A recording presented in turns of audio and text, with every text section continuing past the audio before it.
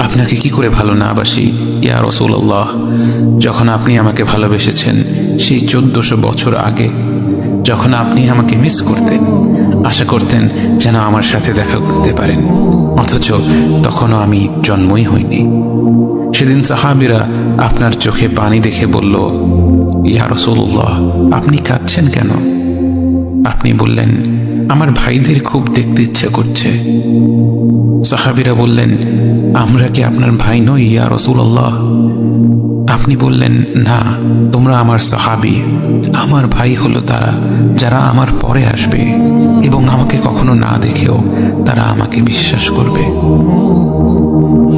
মৃত্যু শয্যায় শুয়ে আপনার অন্তরে এই চিন্তা ছিল যে আমাদের পরিণতি কি হবে।